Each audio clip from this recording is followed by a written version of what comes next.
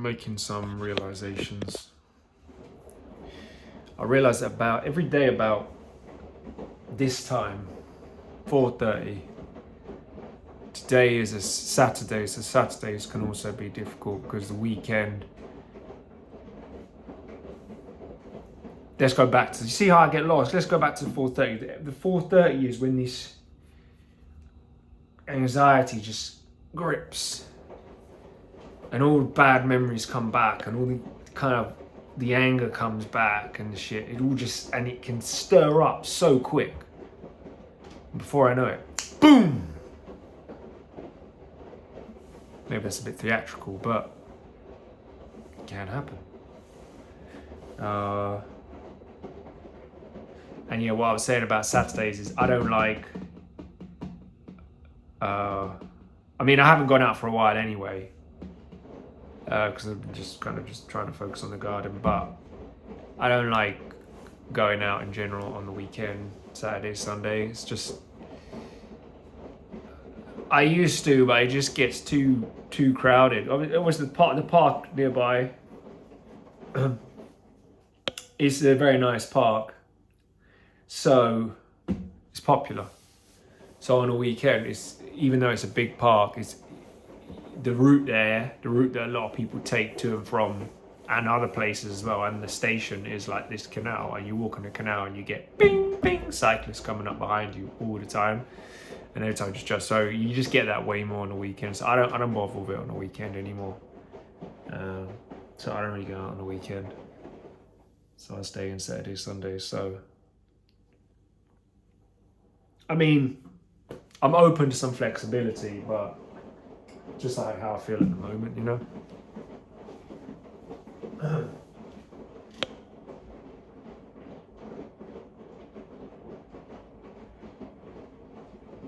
I'm getting fed up with the garden, you know. Yeah.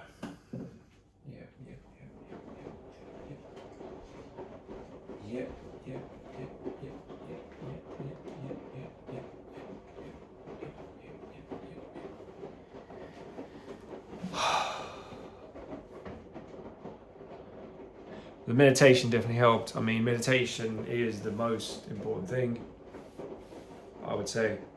If you slack off from it, old habits come back. It's important to do every day. And I'm saying this now in this video that I know it's important to meditate every day, but chances are there's going to be days I won't, and then I'll go into that mentally torment myself, and that's it. And it's just, I have to accept that that's what will happen. It's just a bit of back and forth, slipping back. You know, I don't want it to, but it's just the nature of things. It's like you meditate and it's like, oh, I'm okay now, and then stop, and then you slack off because you get complacent. You know, you get complacent like a footballer. It's like, you know, if they're already 2-0, so they slack off, and then boom, before they know it, they're overtaken, and that's it. So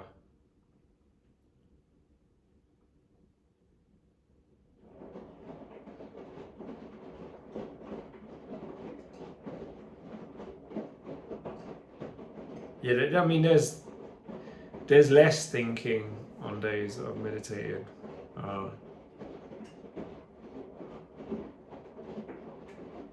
I mean, there's also, it's partly probably the medication. I struggle to work out like how much is brain, how much is mind. I mean, you can't separate them, I guess.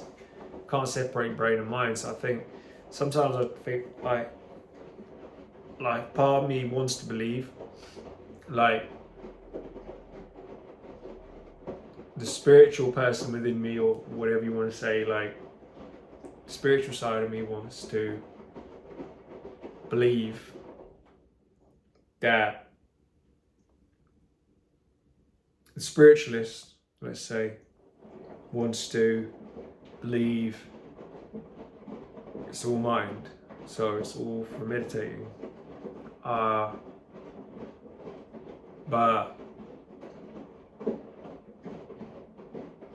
the materialist with it. Materialist in me may the cynic and the materialist in me may say, oh, it's it's not even me, it's like maybe like therapists I've met that even though they talk about mindfulness meditation and all like that, they separate it from anything to do, they seem to separate it to do with anything to do with spirituality. They seem to just think it's all about the brain, which is what it seems to me like. Then they can often behave in a very unethical manner because they don't feel that there's any absolute moral code, any absolute law of the universe. So they just focus on the brain and that's it. And all these people that are just going crazy in wards and going insane, and they just give them pills, but they don't teach them a moral lifestyle or a meditative lifestyle. They just focus on the brain, and the trouble with that is that then, well, if you only focus on the brain, then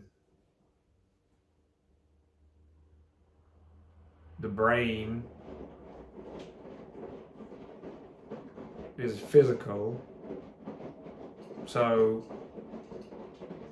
it's a physical structure. So theoretically, someone could do loads of bad things, say lots of bad things, and like a mafia boss, let's say, and then the brain wouldn't be affected if it's just a physical structure, and it's not affected by anything to do with immoral. But just because the brain is, Utadama would say, coarse, it takes time. The mind, the mental change is quicker. So maybe it's to do with the mental inclination, to do with how prone someone is to guilt, with how much it affects them. I mean, it's complicated, I guess, but maybe also the brain can't separate the two, because the mind affects the brain and the brain affects the mind. So meditation affects brain and mind generally in a positive way,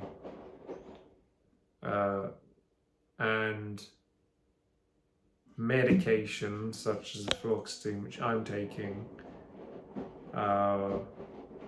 affects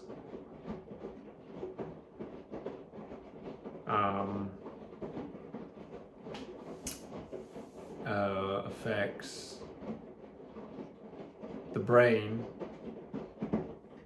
but then the brain affects the mind as well.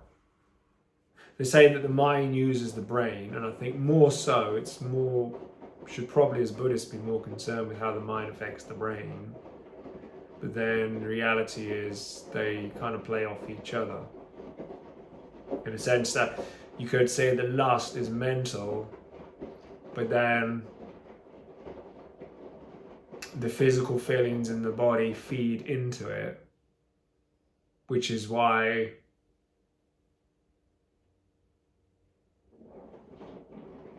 as someone gets older, I suppose they're less interested. They may have the same amount of mental lust in the mind, but there's less bodily sensations playing off into the mental lust. But then maybe other things just take over and the libido grasps other things. So the libido may grasp, sex drive may have gone, but then the libido may grasp at money. Like older people may lose interest in sex, but then they may become very obsessed with money. So the libido grasps for money, maybe. So the lust kind of mutates. I don't know, because they talk about transmuting sexual energy, and it does seem to happen in the sense that when the men we see like these no-fat people, and I was kind of following the idea myself, which kind of led me to a path to nowhere. But when I was kind of doing no-fap as well, there's more motivation to make money, because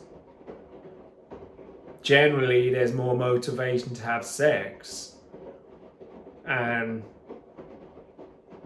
more money generally means more sex, not just in the sense that you could pay for it, although you could. It's more just in the sense that it can set up your life in a way that you have more access to sex, whether you're with, in my case, I'm with a long-term partner, so making more money would mean, okay, I can buy a house with her, or I can rent a hotel, or I can put myself in a situation using the money I have where then I can have more access to sex, because I've placed a restriction on myself by not masturbating, and now the sexual energy mutates into something else. But it doesn't really mutate. That's not really better. That's the thing.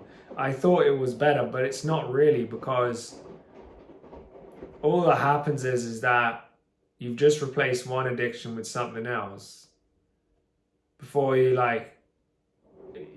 trying to have sex, now you just stop doing it or stop masturbating. So now you've placed that restriction. So now there's an enormous amount of pressure to have sex, which is inevitably very limitedly. It's there's limitations on that. Like, whether you're in a relationship or not, there's still limitations on how much you can do that. Whether it's through, for most men anyway, most men, including myself, have limitations on how much, for a variety of reasons. So,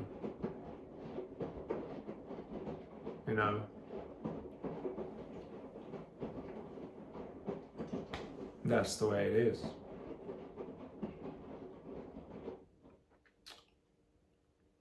That's the way it is, So,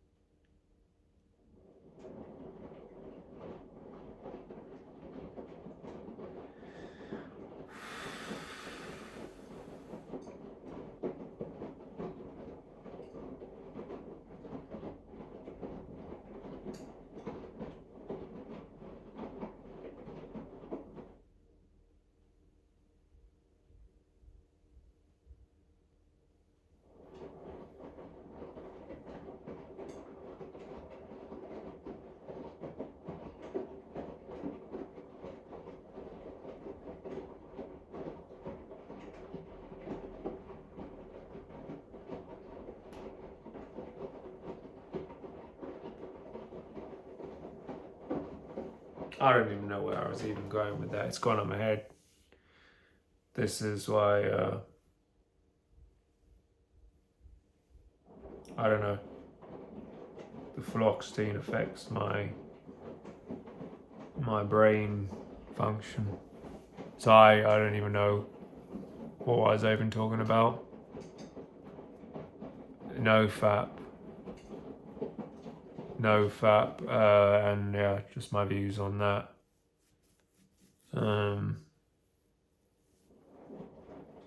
Yeah, I mean,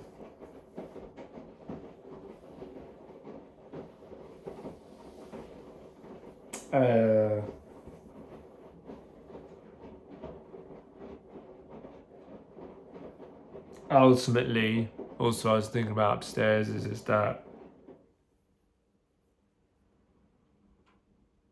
I don't think it makes sense to just live for this life in the sense of just being like, you know, create the best life you can for yourself. I mean, you can do that, but I think it's better to set up a life where it's easier to die.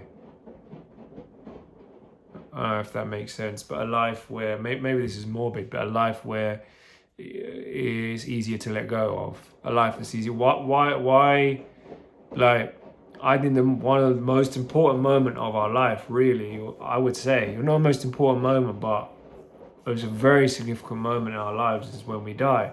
Because when we die, you know, what happens next is based on our mind state, which is how we've lived our life. But if we've lived our life just creating the best life we can, just going to die with a lot of greed and potentially a lot of anger as well, if building that life up has been driven by anger, which is just the dirty fuel. You know, many people's lives are built up by anger, some sort of trauma that they're trying to fill a void with, and they just buy as much as possible. I mean, I think that's what we live in a traumatized world, as Gabor Mate says. We do live in a traumatized world, and we just build up. You know, I've partook in this. You know, I'll spend loads of things, indulge in loads of things, but it don't bring any happiness at all. It's bullshit. It's all just complete bullshit. Like, I've treated myself recently a bit because, you know, the riots and stuff. So I'm indulging a few of my favorite things, but it doesn't really bring any proper happiness. It doesn't do anything. It's just a craving, and I just give into it. You know, it doesn't do anything really. I mean, for me at the moment, it may do a little bit in the sense that it's like, okay, it's my birthday and I'm by myself, so at least I can treat myself with a few things. But aside from that, it doesn't really do much. You know, I really just want to simplify my life. I'm just struggling in this house to maintain it. I'm so tired. Like, I can't be bothered anymore. You know, I'm thinking I want to move to like a one bed. But then I don't know how to manage with that outdoor space. That's the thing. But I just can't bother with the fucking garden anymore. I can't be bothered. And I hate that shit opposite there, you know. But then I have to pay some ground rent. You know, I'm just interested in maybe having a look. I'm just wondering how I would live without a garden. You know, but I can't be bothered to maintain it. You know what I mean? Like, I gotta till it. I gotta till the fucking garden, and now I gotta buy a tiller. Maybe I could use the birthday money to buy a tiller. I don't know. I could buy a tiller, maybe. I mean, I don't want to like be doing things for the wrong reasons, you know, and be like, oh fuck it, I'll move because I can't bother to do the garden. That's not a good reason to move. But I just hope that once it's done, I'll be able to maintain it, because then I've got to build a fucking shed. You know, and if I buy this bloody tiller, you know, then if I buy a tiller, then, you know, how am I going to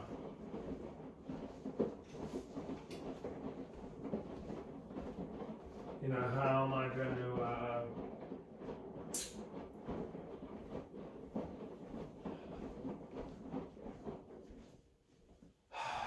where am I going to keep it? It's going to keep it in the bloody house. I don't have a shed, but I suppose I've got a lot of room here.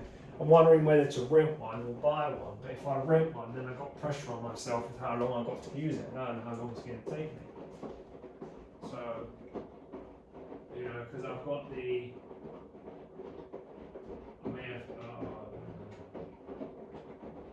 I may just buy a tiller the Hun.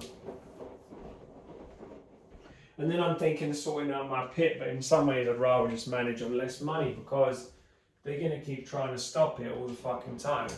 The only way I would ever do it, again, is if I record every conversation. I just hate having to do that.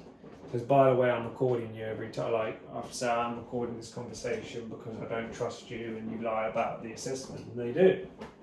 They lie about it like every fucking time. All the time they lie about what you've said and they trick you and they laugh at you and then taunt you and they just do all this fucked up shit.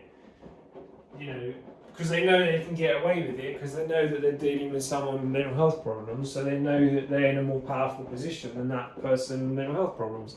So they know they can get away with it. They know they can get away. But then do I want to let them get away with it? That's the whole thing, you know. Is it even right that I let them get away with it? You know, maybe I should set an example to everyone else struggling with mental health to say, you know, we don't have to part with this. They're recording us. You know, they're fucking recording us in every conversation. We know, as we bloody know, right, that we have mental health problems, for fuck's sake. Right, I'll just walk in like this and say, look, I'll go to the assessment in a fucking t-shirt and they can fucking see. Yeah, I tried to fucking kill myself. What more do you want? How about I go in like that? Use this to my advantage. If it didn't fucking do its original purpose, was to leave this stupid fucking world. So I'll use it to fucking get my fucking PIP allowance. How's that? Fucking dickheads.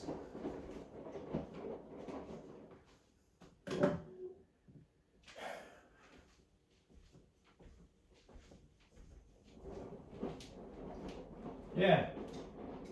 Fuck them. To hell with them. I'm gonna get a fucking dictaphone and I'm gonna fucking record them. Why should they fucking get away with it? Bastards. Why should I not get something I'm entitled to? More than I'm fucking entitled to, because they are assholes who just want to fuck over people with mental health problems and fucking screw them over. Fuck them. Fuck them. To hell with them. To hell with them. They can see this YouTube channel as well. I'll bloody tell them. I say to them, you guys are a disgrace. You push people into suicide. You push people into mental illness. You push people into poverty. And then you want to label people as well. And then you wonder why people go insane and do crazy things. No one wants to go and cry and say, oh God, how can this person do stuff? Well, you didn't give them the bloody support, did you? You didn't give them the fucking support. You didn't show them any compassion. So, I mean, I guess, you know, what some, unfortunately, the minority of people, some people do things that are unforgivable, they can't be justified. They'll most likely, they have to live with that for the rest of their life. They've ruined other people's lives. They've destroyed their life. They've destroyed other people's lives. Yeah, some people do awful things. When they have severe mental illness, they do some awful things. But us as a society, we fucking encourage it because we just push people into poverty and we push people into mental illness, and then parents don't know what the fuck they're doing. Social workers don't know what the fuck they're doing. No one knows what the fuck they're doing. I'm getting too heated now, so I need to calm down. You see, this is a very personal thing for me because I sometimes feel like fucking a victim of the failing mental health system. You know, fucking failing mental health system. Fucking joke.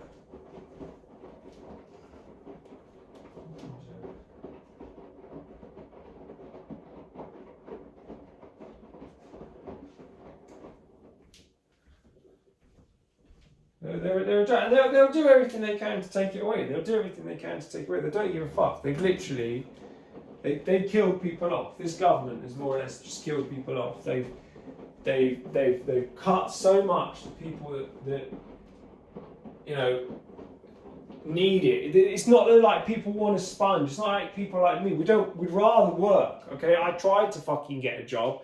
I had a job in the back, right? Mum wouldn't let it go. She wouldn't let it go. Sent off a reference, and then a week fucking later extends the order, which means I sabotage the job. What the fuck was the point in that? I wonder why I can't face fucking going on pimples, because I wanted to avoid it, for fuck's sake. I didn't want to have to do it because I wanted to fucking work.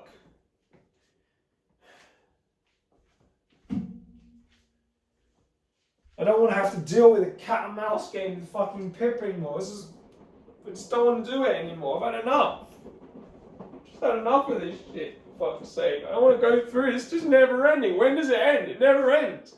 They do it. They drive you mad for your entire life. Literally, you're like they never let loose. They never just leave you alone. They never just accept that you've got mental health problems. Just leave you alone. They just want to just keep driving you mad. They assess you. If you go, they cancel your money because they say, oh, you're well enough to come to the assessment. If you don't go, they still can. They still stop your money because they say, oh, we were stopping it because you didn't fulfill you didn't turn up. You can't win. You can't win. Even if I record them, I'm still going to fucking probably have the problem with them. It's still going to be a fucking nightmare. And then we got these fucking riots as well. For what? Some bullshit. It's just stirring up hate for what? Stirring up hate. That's all it is, stirring up hate. And it's obvious. I'm a Jewish person and I can see that they're just stirring up hate. I can see what they're doing. I'm a Jew, right? I'm a Jew. But I can see that they're just stirring up hate against the Muslims for nothing. I had a Muslim living in this house. I rented to him. He said, Mark, you're a brother to me. That's what he said. He said, Mark, you're a brother to me. He was such a nice guy. And I helped him, and his brother was really grateful. And they were honest, decent people. Honest, decent people.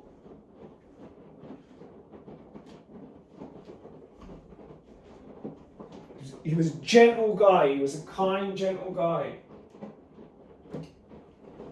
He didn't have an aggressive bone in his body.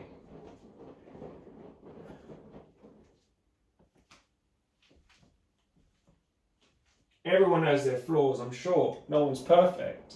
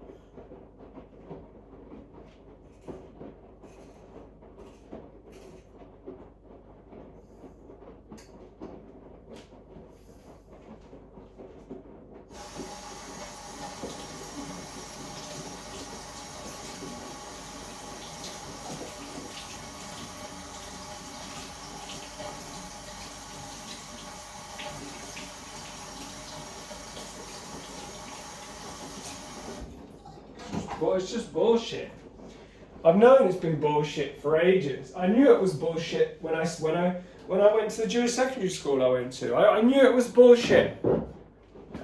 I was called an anti-Semite, and I was. I was anti-Semitic. But you know why? Because I could see the hypocrisy. I could see the lies. That's why I was an anti-Semite, because I could feel the judgment. Oh, I got judged because we ate bacon. Oh, I'm such a bad guy because we ate bacon growing up. Oh, I'm so terrible.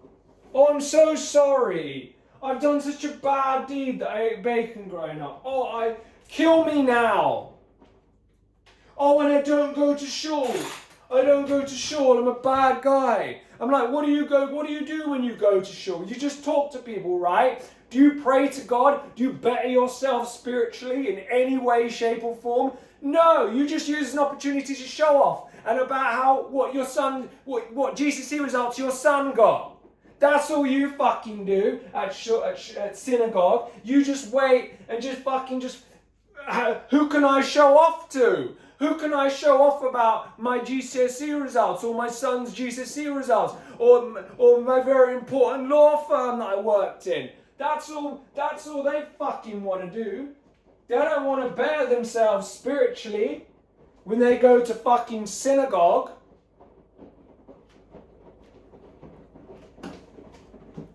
That's why I saw the judgment and I saw the hypocrisy and I saw the fucking lies.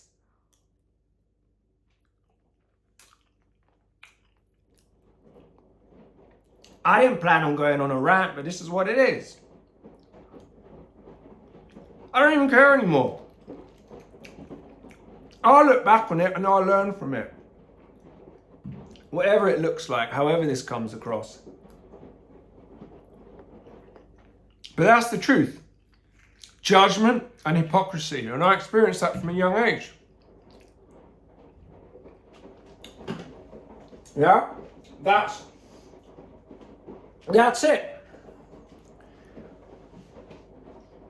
And I remember the Israeli soldiers that used to keep us safe.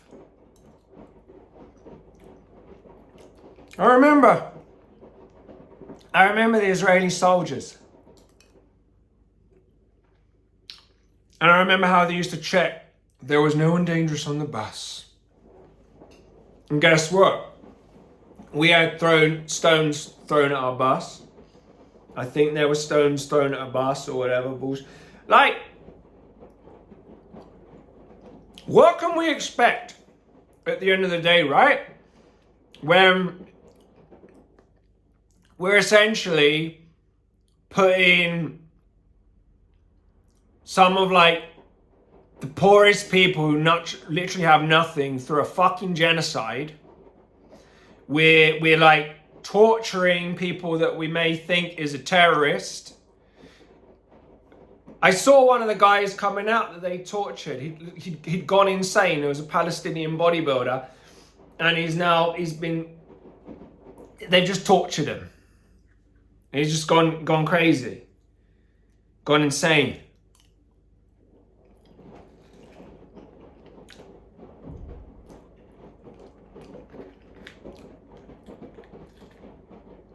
Think about that. They put you in prison if you don't join the army. Think about that. Think about that for a moment. They'll put you in prison. This is a country that will put you in prison because you won't become a fucking human killing machine.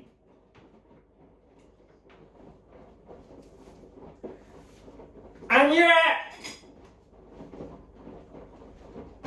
this is what we promote. This is what we promote.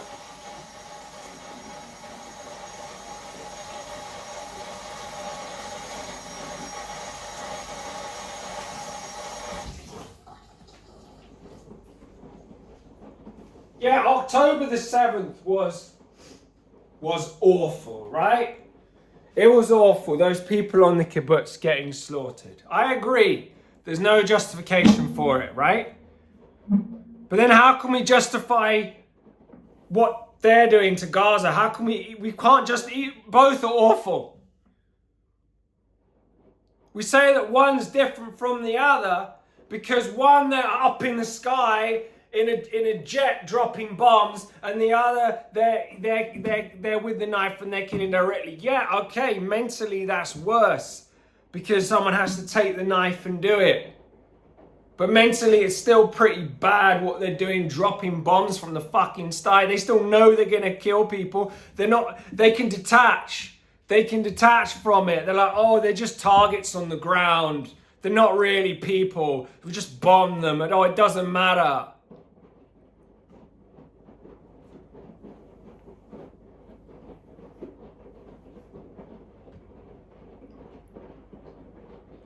You know what needed to be done? You know what really we didn't need Israel after the Holocaust. You know what we really needed? You know what we really fucking needed?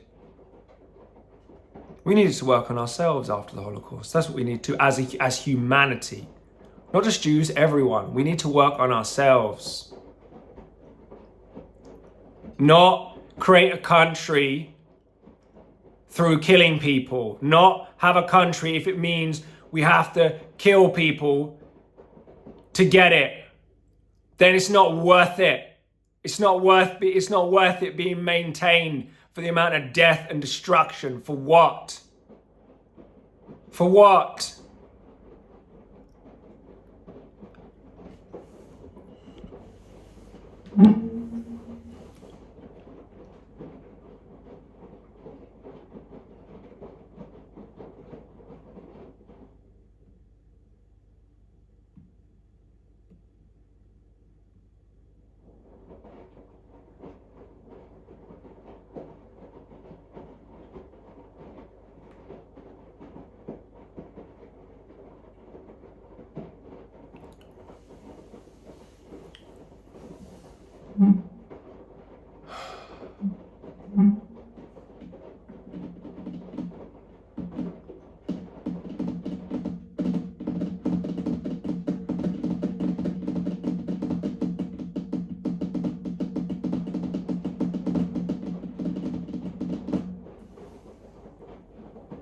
This video is going to probably put me on Mi6 watch list. That's okay. I can go on Mi6 watch list or Mi5 watch list. What are you going to do to me?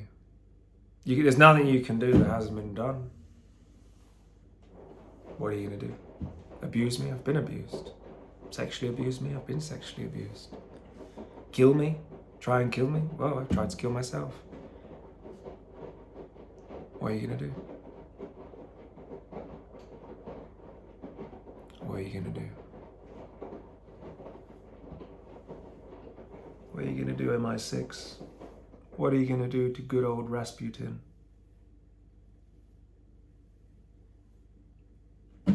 What are you going to do? What are you going to do, Mi6? Because I don't know, they look at like different people, you know?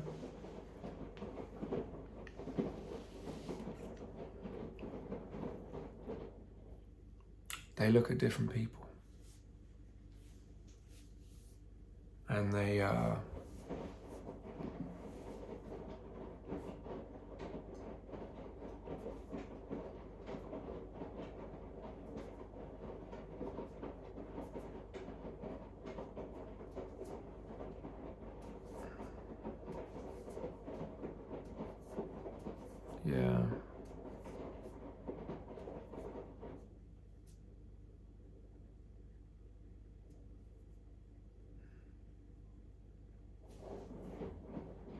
Sometimes the anger just gets the better of me.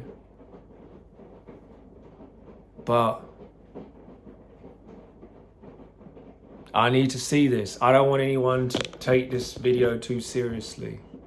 This is me observing what happens in my mind, how I feel, voicing how I feel. So I'm pretty sure no one's going to take it that seriously anyway. But yeah, don't take it too seriously. It's just, it's rooted in the trauma and everything, you know. It's rooted in the trauma. It's just, yeah. So Mi6, if you're watching, promise. trauma.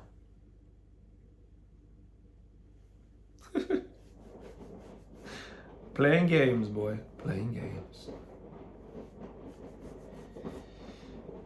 But yeah.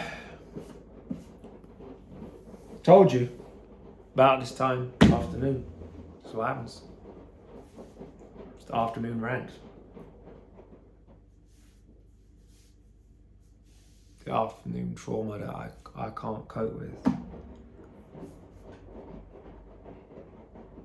Maybe it's partly because I focus on a global thing, because I can't, people like to look at people try and fight against what they can't control because they can't deal with what they actually can control. Take on what is, because in a sense it's easy to take on something that you know can't win, because if you know you can't win, in a sense, you can't lose either, because as weird as that sounds, it's just a non-starter. It's like you're not even in the match. You're not even in the game. If most people, if they try and make political change, it's not even about win or lose, because they're not even in the game. Most people they are excluded from the game to make the political change. So, but both sides, on the substance policies, both sides need to come together. All of us, Jews, Muslims, Christians, Buddhists, everyone, we all have to come together, because we're all human beings. It sounds like simple and maybe unrealistic, or that can't be done. But it can be done if we want it. If we want it, it can be done. We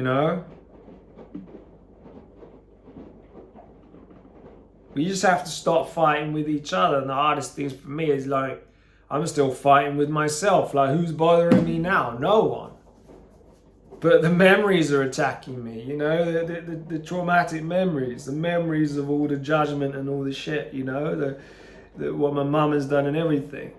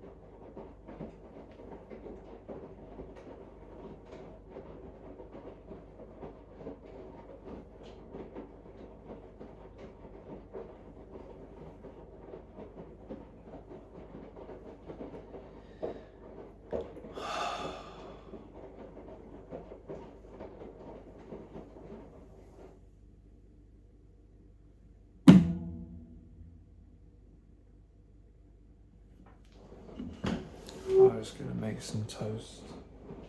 I don't want strong sandwich. It's too much.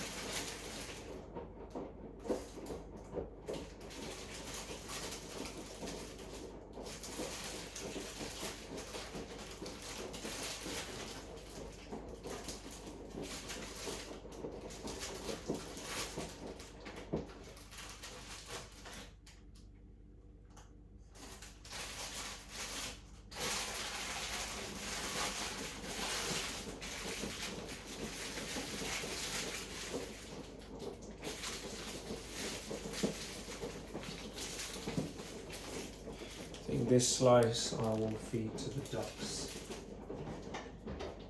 Last slice. I'll take that maybe later. I'm not scared of going out. I want to fucking get, because I got this beard.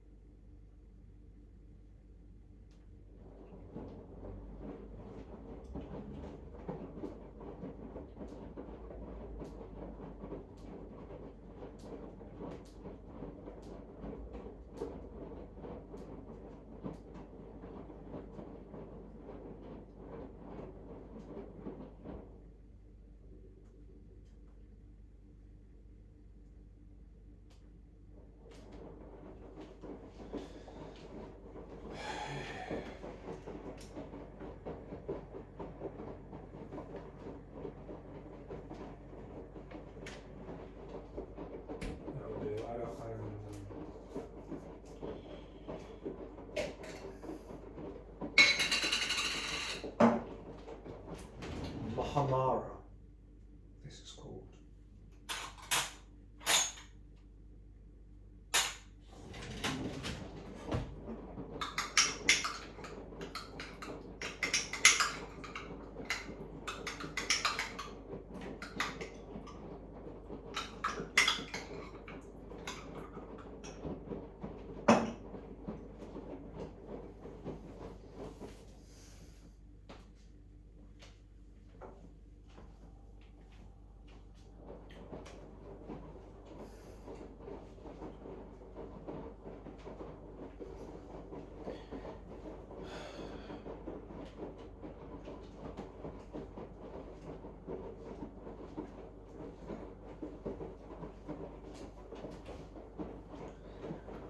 La la la la la, daylight fade.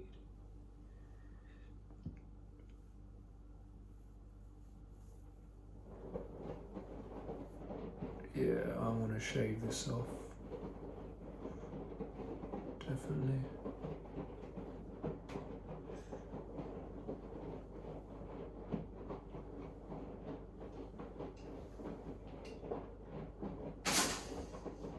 Shave off.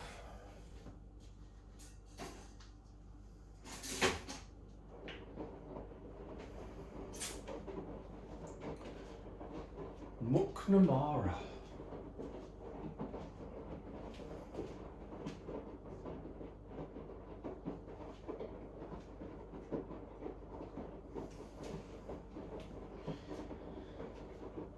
Mahamara, Maharaji, Maharaji, Maharaji. So I find meditation also brings up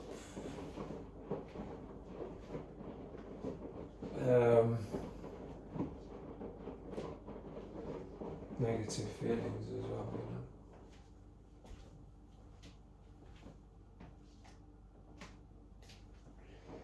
I was breaking, the day is Let's go. Shows you what's there, so see more of it. Is that it?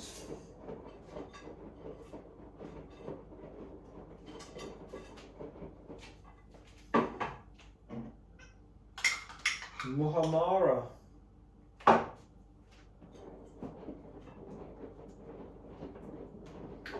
Actually, you know what?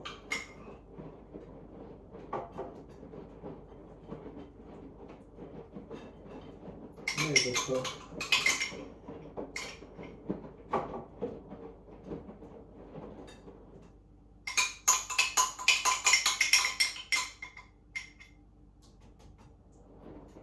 I think I'll put a slice of provolone in each,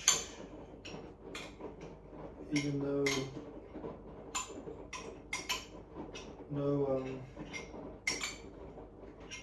don't want any pastrami thing.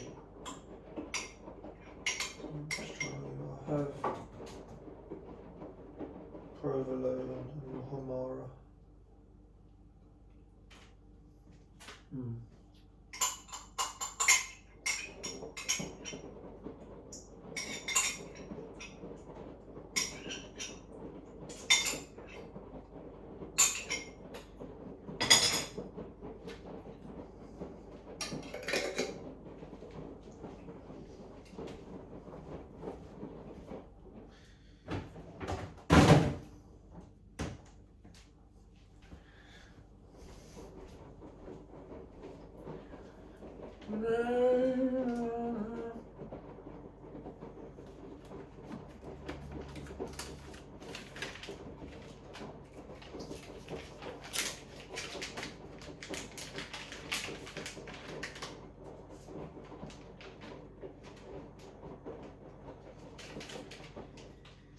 Provolone. A couple of slices of provolone.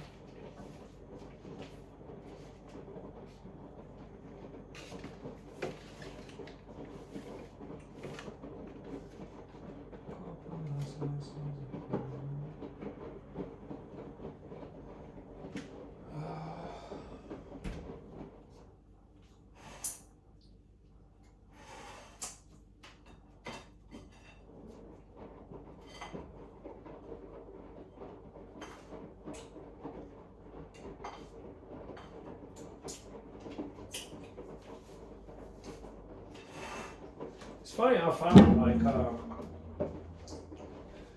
regular knife works better than a bread knife. A bread knife just makes the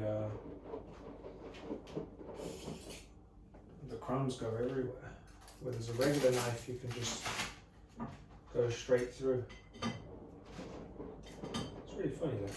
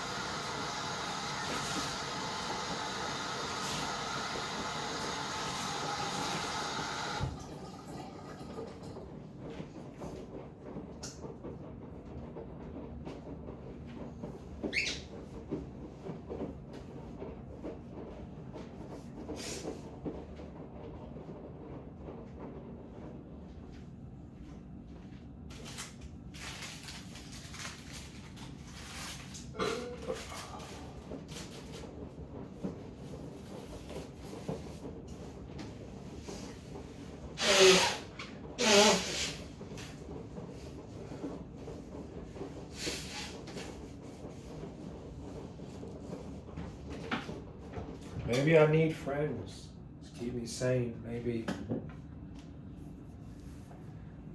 friends that I see in real life. Oh, we're just online. But that never worked out. Never been good at making friends. But you know, it's important in a way.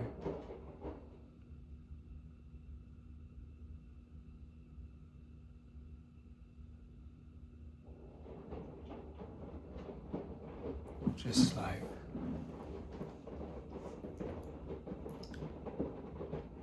I don't think there's a point in being friends for the sake of it unless you're actually influencing each other positively, you know.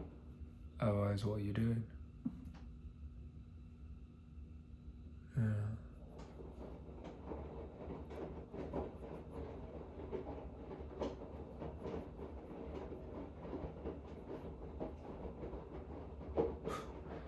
But maybe that's just... See, it used to be a brotherhood to conquer the world. Now it's a brotherhood to conquer the self. Just replace one desire with the other. See how we can't win? Can't win.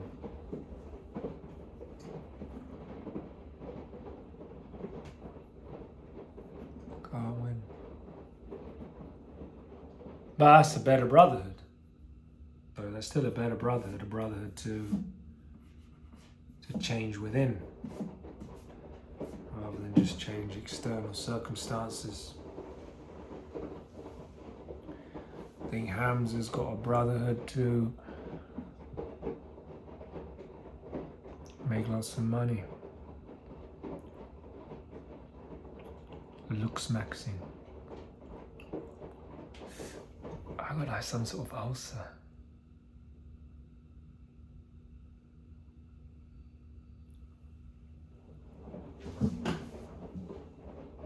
Here.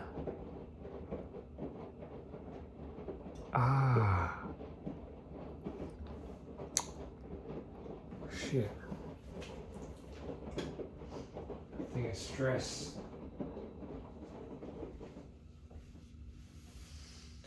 Anger is like poison for the body.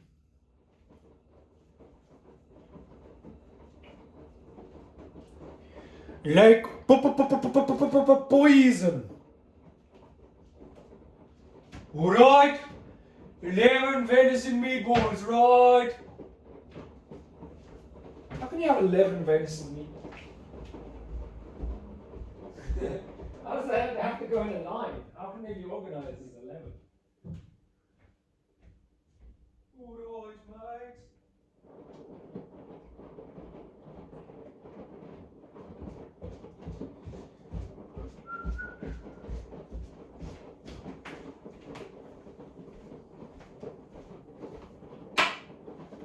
Alright, mate. Alright, mate.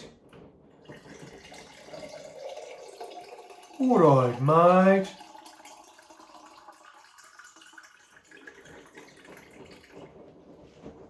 Let's have a hot drink and some toddy.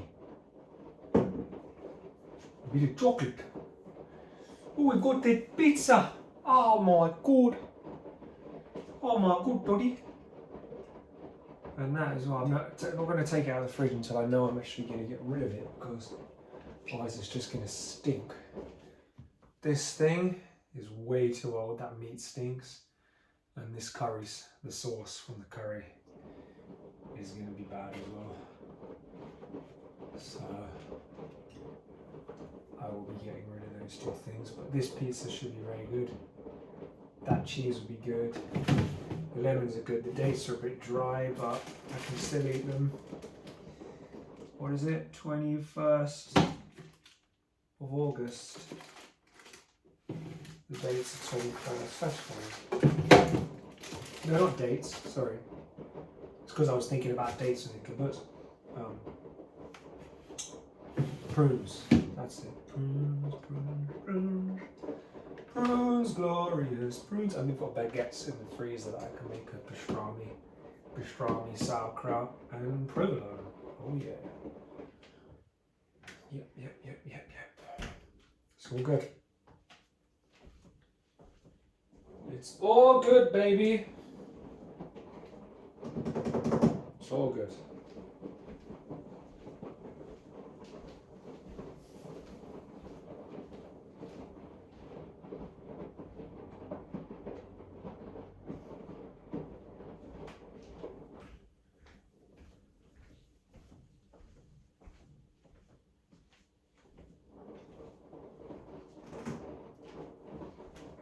probably worth me checking my medical record. I don't know what the fuck's on there.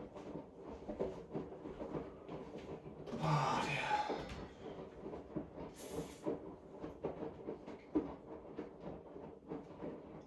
Oh dear.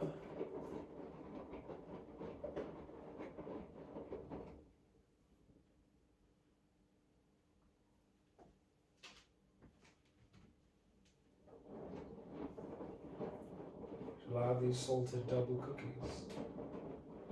What tea should I have? Regular tea? Peppermint tea? No, I'll save peppermint tea for when my stomach is full. Or, do you know what?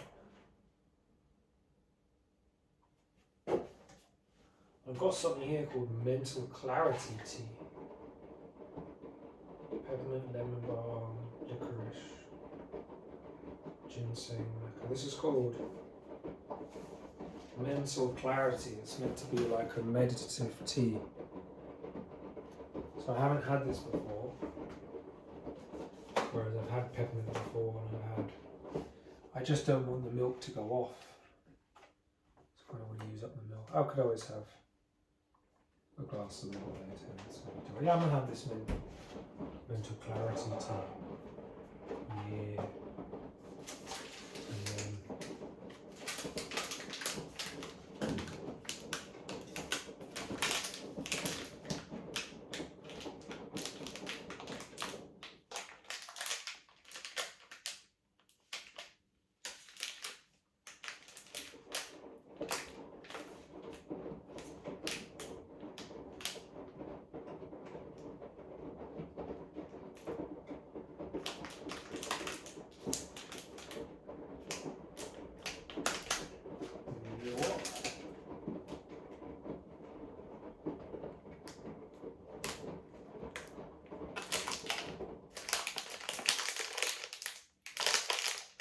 what did you say?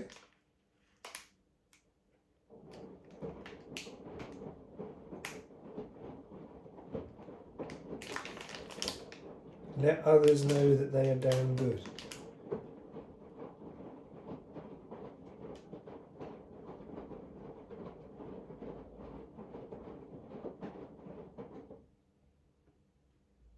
Remind someone that they're damn good, supporting mental health. Yeah, that's interesting. Damn good cookies.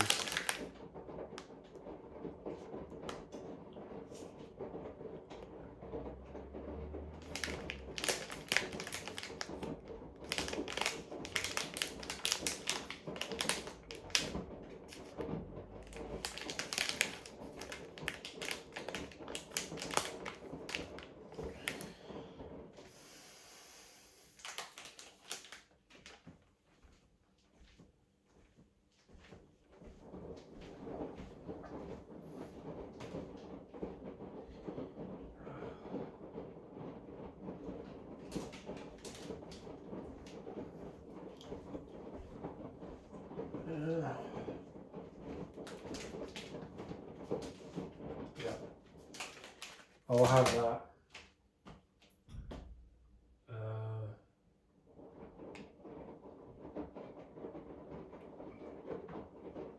What do I want? No, I think those cookies would be nice, damn good cookies. And I'll have a mental clarity tea. So I think today I definitely need some mental clarity.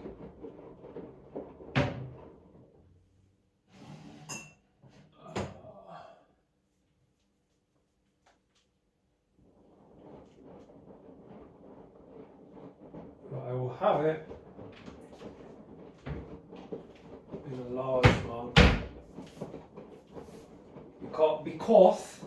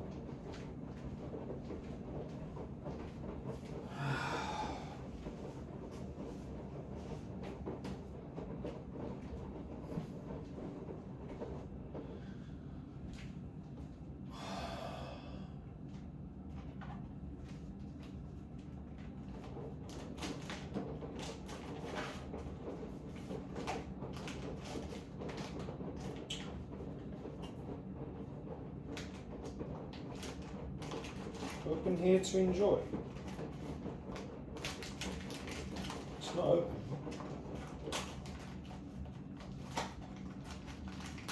That's meant to be perforated so that can open, but look, nothing's happening.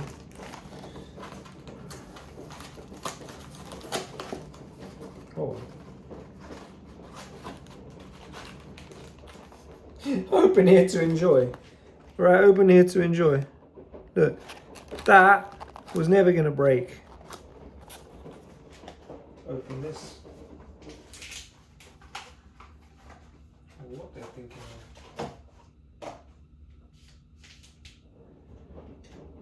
of. Preparation for safe consumption. Fuck, what the fuck is in it? Safe consumption. It's meant to be energizing. Without caffeine. What was it saying? Let your need to be help. Let your need to be help. What? Let your need be to help those in need. Let your need be to help those in need. But that, I don't know, that's not healthy to need that. It's not coming from the right place if you're feeding off it. I think my grandma's a bit like that. She's sort of going around sort of trying to, I don't know what she's trying to do, but it's sort of like people miss the boat when they then, you know, don't sort of like facilitate more harmony with their own family. And they like You know, I mean, I'm guilty of that myself, but there's no but. It's just is what it is, isn't it? You know, I mean, I've been a bit like that myself. Like my grandma just go out, try and go out in the world and give to everyone, but then missing the boat when I'm not really looking after my wife and kids properly, or about taking care of them, or my sisters, or my parents. You know? My dad used to say charity starts at home, and I kind of hated him saying it because the idea of that just seems really, I don't want to say right wing because I kind of like don't want to really make it political, but it's like, well, yeah, right, well, but like just like, oh, everyone just, charity starts at home, so we all just help our own little family and then everything will be alright. That was what a JS teacher said to me, a Jewish studies teacher said to me. Because I questioned that when she said that. It says everyone, like, she put an order of things how she should be, like, how it should be, like, you, oh no, she should be, that's interesting, yeah, because it's about maybe what she just, you know, what she wants, I don't know. Like, put your own, like, there was a circle, like, that's your own family, then goes outwards, like, this should be your priority. And I was like, you know, she was like started suggesting that like, if you help your family, automatically everything else, if everyone helps their own family, then everyone will be okay. But some people don't have enough to help their family, you know? And then so that the right wings will say, well, then they shouldn't have a family. What? So we can't help them support their family?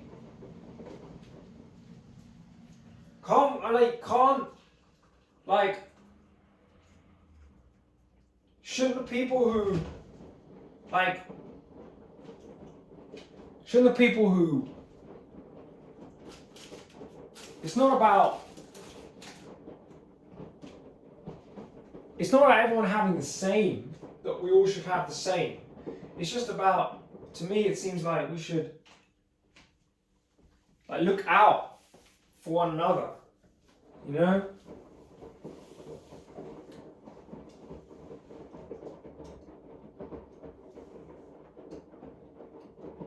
I don't know, maybe I don't know if I'm making sense, but just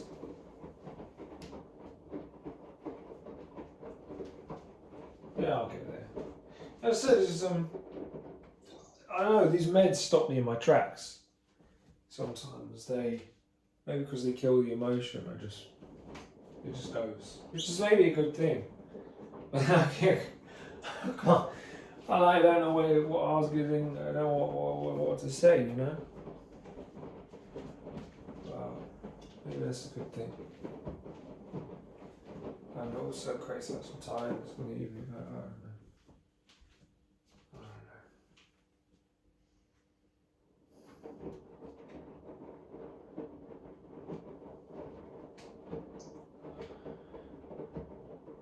So, I don't know how long this should be brewed for. What is this, 6 minutes? It says.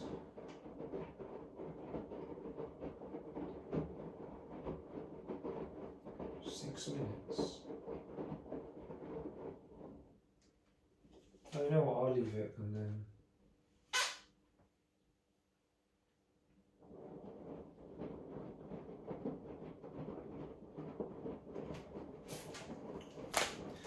Let's try these cookies, baby.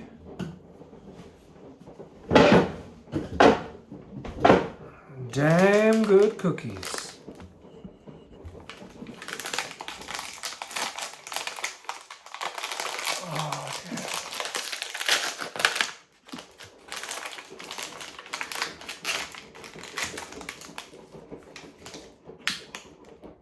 Kind of melting a bit.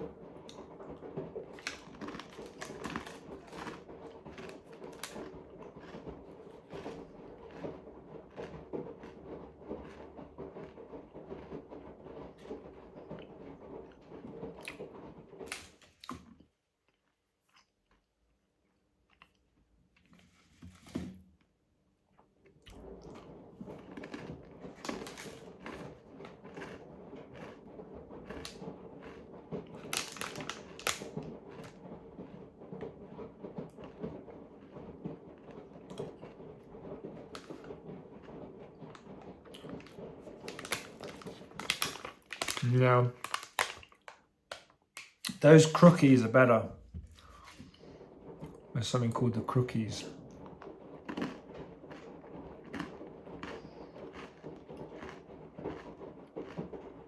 They're okay.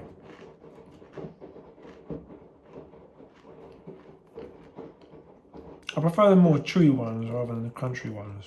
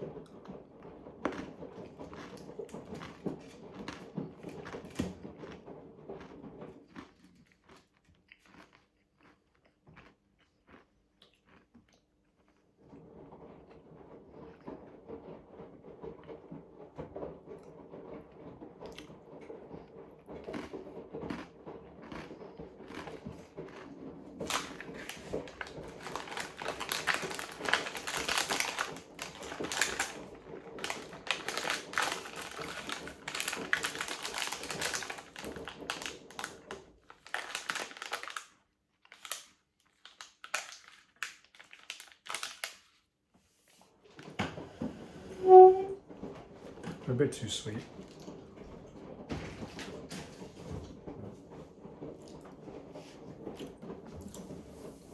And then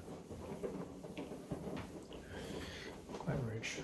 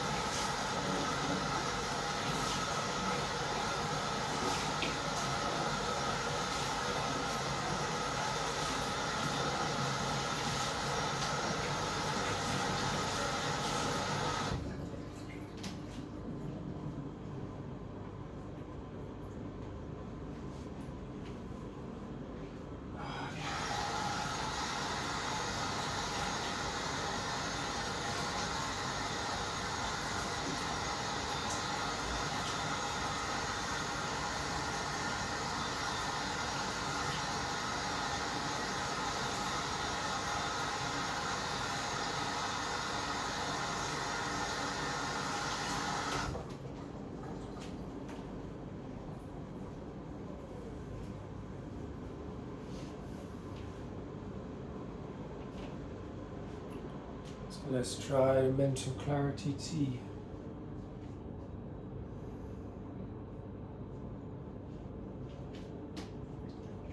Well, it's too hot right now. So.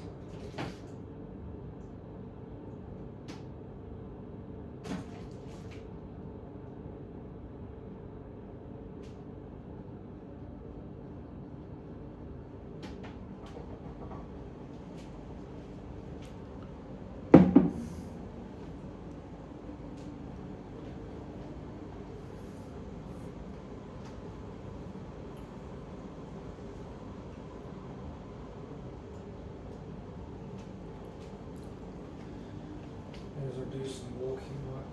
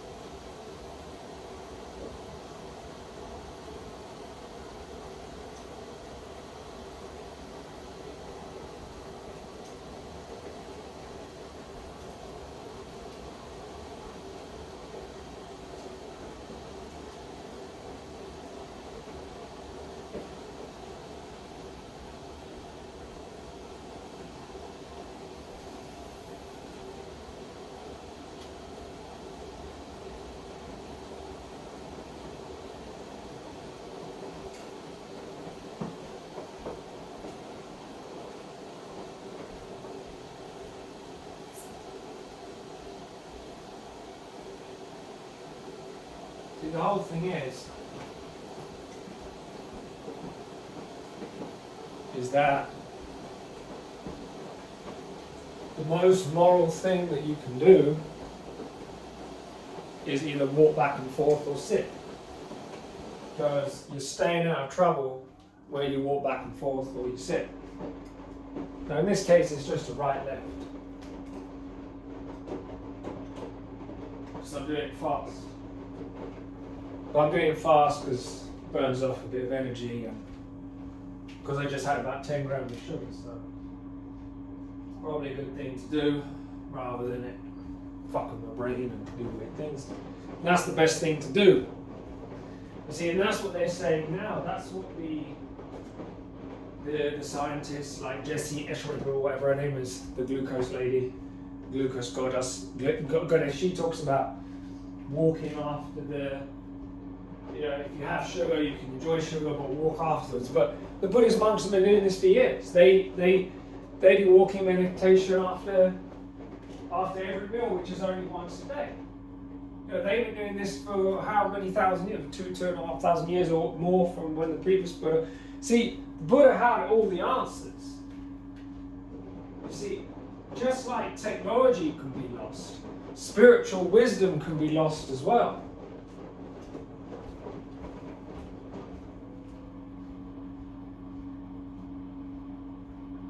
And as we walk back and forth, it's possible to discover more of the teaching.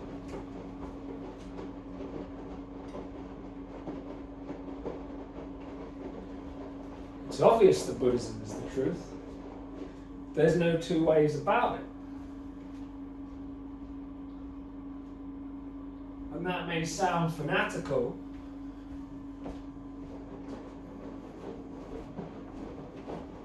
but it makes sense.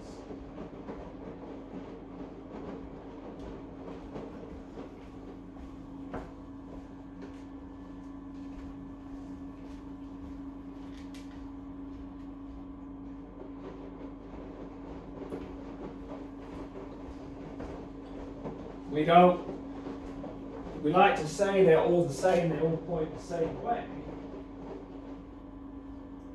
but they don't. Because hardline Buddhism is the only one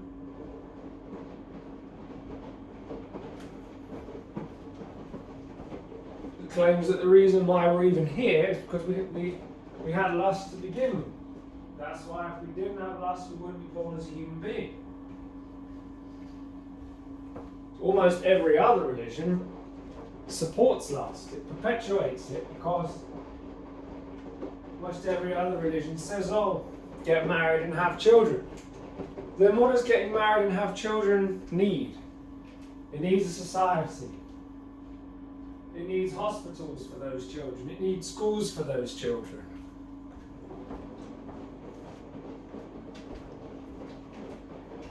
Buddhism is the only religion, in a sense, that doesn't need a patriarchy.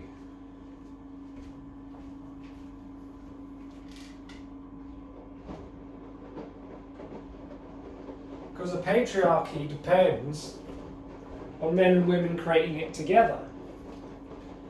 We create it together. Ultimately, it does exist. The feminists like to blame the men.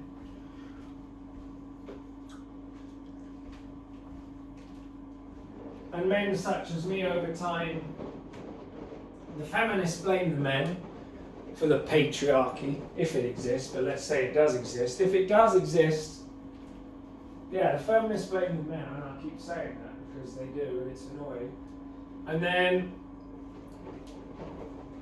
the men, possibly misogynistic men, such as myself at times, we say women created it through their sexual selection.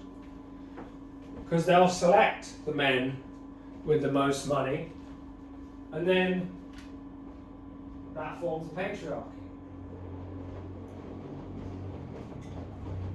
But with Buddhism, we leave all of that behind. We leave beauty behind as well. There are no men selecting women for beauty. There are no women selecting men for money because we leave it behind.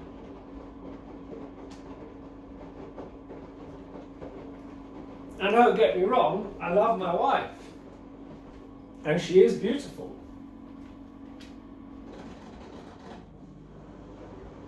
And as soon as I see her, that's it, I melt. But the system we've got is fucked.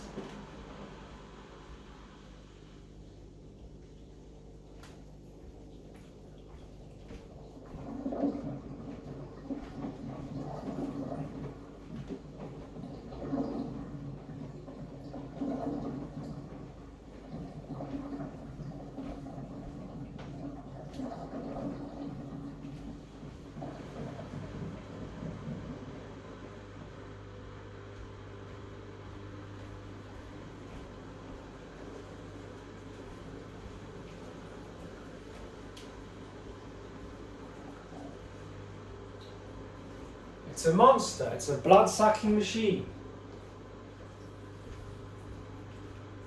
It's a blood-sucking machine.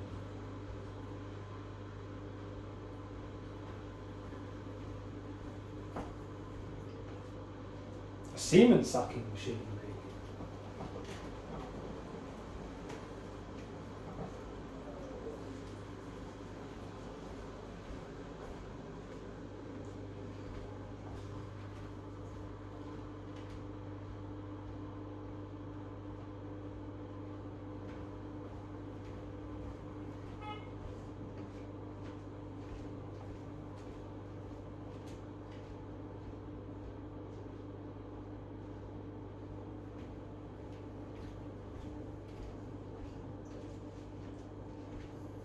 I had an opportunity when I first moved back to this house in 2020 to live as a solitary Buddhist practitioner. But I was overpowered by lust. So I had 3 kids and got married. Not just lust in the sexual sense, but lust for a desire to be loved, a desire for companionship, a desire to have children, a desire for all of that. But it's all just desire. It's all just wants. It's all part of the problem.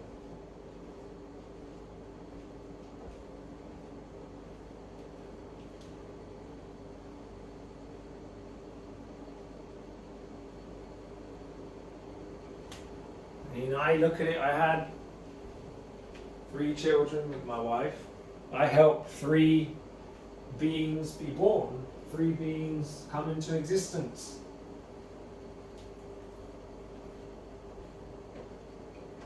Three beings that wanted to come into existence.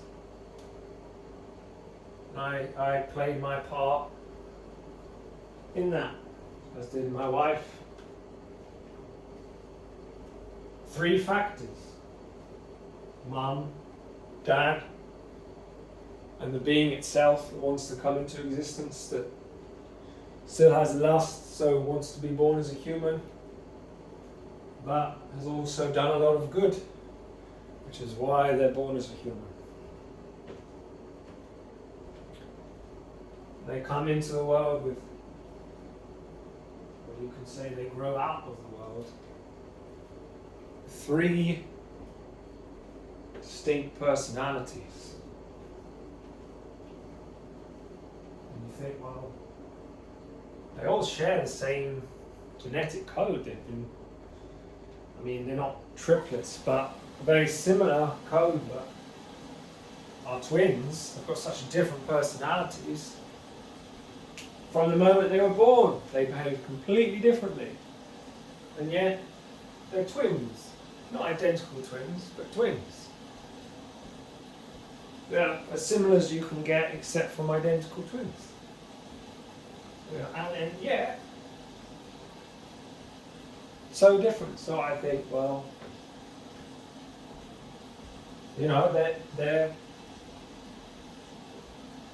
they come into the world with different karmas. And the different karma matches a different brain, a different body, a different personality, a different natural. And ultimately, this is a blessing on the world, because if we were all the same, I mean, if we were all accountants, we would all starve.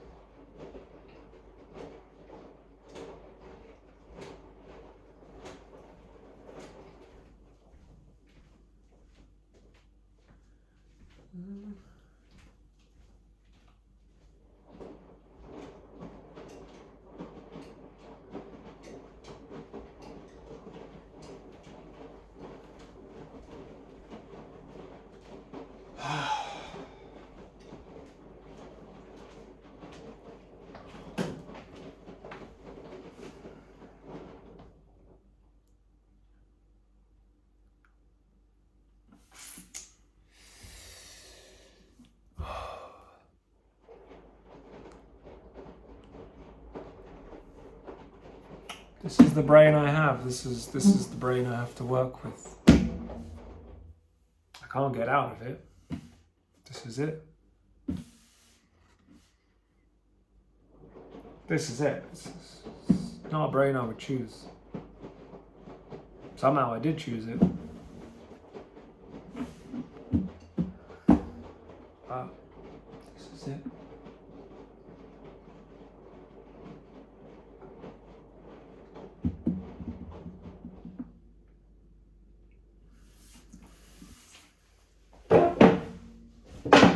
Maybe it's just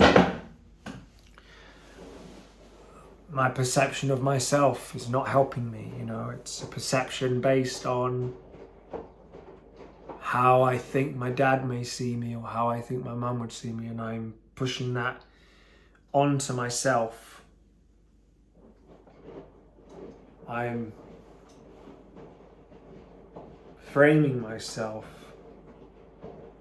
as the way that it's like, I think who I am is who you think.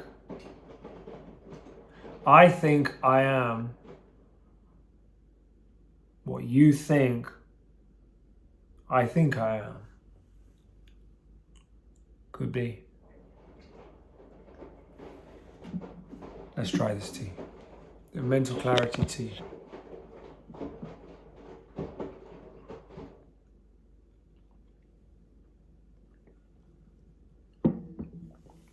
Oh fuck, I don't feel right today.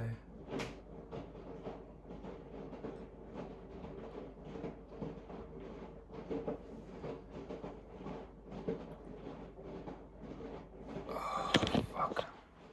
Oh, it's because I missed the dose or what?